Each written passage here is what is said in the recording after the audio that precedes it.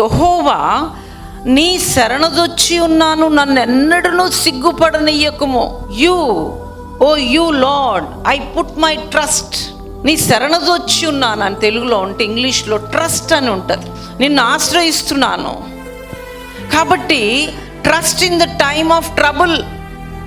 కష్టం వచ్చినప్పుడు, శ్రమ వచ్చినప్పుడు, బాధ కలిగినప్పుడు, వేదన కలిగినప్పుడు మనకు వచ్చేది ఏంటంటే గుర్తు మొదటగా దేవుడు, ఆ తర్వాత దేవుడు మీద నమ్మకం. That's what we call it as trust. కాబట్టి in the time of trouble ఇక్కడ దావీదు హీఈస్ డిక్లేరింగ్ ద ట్రస్ట్. కష్టం వచ్చినప్పుడు తను వాళ్ళ దగ్గరికి వెళ్ళలా, తను వీళ్ళని వాళ్ళని ఆశ్రయించరా. ఒకటే అన్నాడు, నీ శరణొచ్చి ఉన్నా, నన్నైతే సిగ్గుపడనియ్యవు కదా. నేను ఎవరిని ఆశ్రయించలేదే, నేను ఎవరి దగ్గరికి వెళ్ళలేదే, నేను ఎవరి దగ్గర నా గోడు చెప్పుకోలేదే, నేను ఎవరి దగ్గర నా కన్నీటిని కార్చలేదే, నా మొరని నా వేదనని నీకు మాత్రమే కదా చెప్పుకున్నానయ్యా.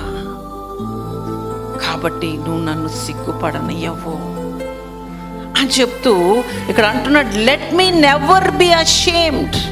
దేవుని బిడ్డలకి సిగ్గుపడే పరిస్థితులు రాకూడదు. ఎందుకంటే అది దేవునికి అవమానం. చాలామంది అంటారు, ఏమయ్యా మీరు ఎప్పుడు చూసినా దేవుడు అంటారు, మీరు ఎప్పుడు చూసినా ప్రార్థనలు అంటారు, మీరు ఎప్పుడు చూసినా చర్చ్ అంటారు, లేకపోతే ఇది అంటారు, మరి ఎందుకు మీ ఇంట్లో ఈ సమస్యలు, ఎందుకు మీకు ఈ బాధలు, ఎందుకు మీకు ఎప్పుడు చూసినా మీకు అసలు సమాధానం ఉండదు, మీకు ఎందుకు ఇన్ని అప్పులు ఉన్నాయి? దావీదుకు తెలుసు కాబట్టి అన్నాడు, అయ్యా నలుగురిలో నన్ను సిగ్గుపడని మాక.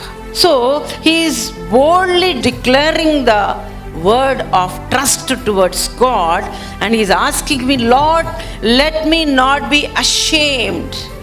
నాకు సిగ్గుపడే పరిస్థితులు నాకు తేవద్దయ్యా.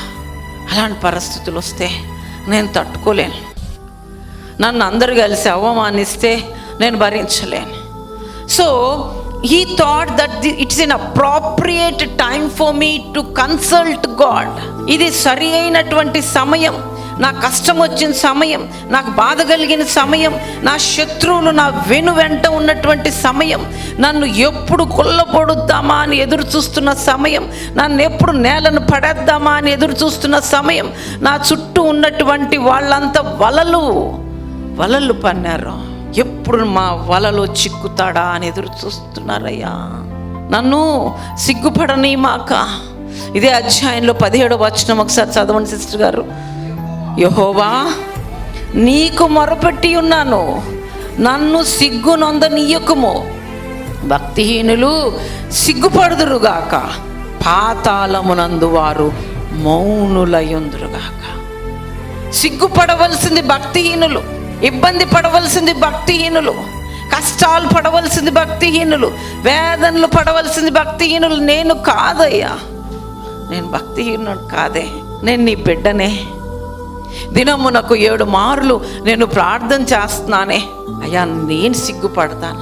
ఎందుకు మన జీవితాల్లో మనం సిగ్గుపడేటువంటి పరిస్థితులు రాకూడదు అంటే మనం దేవుని యొక్క శరణం వేడుకో. దావీదుకు ఏం తక్కువై దేవుణ్ణి అడిగాడు.